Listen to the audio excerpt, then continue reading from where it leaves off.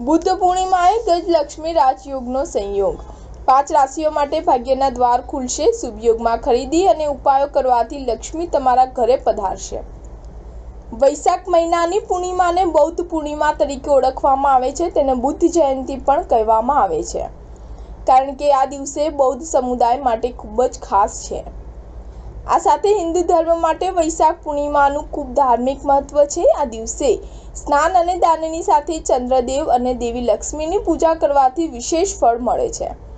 તમને જણાવી દઈએ કે આ વખતે બુદ્ધ પૂર્ણિમા 23 મે ગુરુવારે મનાવવામાં આવી રહી છે। જ્યોતિષશાસ્ત્ર અનુસાર આ દિવસ ખૂબ જ ખાસ છે, કારણ કે આ દિવસે ગજલક્ષ્મી, ગુરુ આદિત્ય, શુક્રાદિત્ય અને શિવ યોગ બની રહ્યા છે। આવી સ્થિતિમાં કેટલીક રાશિના લોકોને વિશેષ લાભ પણ મળી શકે છે। જ્યોતિષશાસ્ત્ર અનુસાર આ દિવસે બપોરે 12:12 શિવ યોગ જોવા મળી રહ્યો છે। આ સાથે ગુરુ અને શુક્રના સંયોગથી ગજલક્ષ્મીનું નિર્માણ થઈ રહ્યું છે। શુક્ર અને સૂર્યના સંયોગથી શુક્રાદિત્ય અને ગુરુ અને સૂર્યના સંયોગથી વૃષભ રાશિમાં ગુરુ આદિત્ય યોગ બની રહ્યો છે। બુદ્ધ પૂર્ણિમાના દિવસે ગૌતમ બુદ્ધને જ્ઞાન અને મોક્ષ પ્રાપ્ત થયો હતો।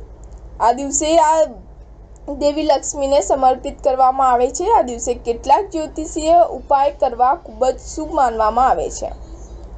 આમ કરવાથી પૈસાની સમસ્યામાંથી મુક્તિ મળે છે અને પરિવાર પર દેવી લક્ષ્મીની કૃપા પણ બની રહે છે। સ્ટાર ન્યૂઝ 7 હંમેશા સચ્ચાઈની સાથે।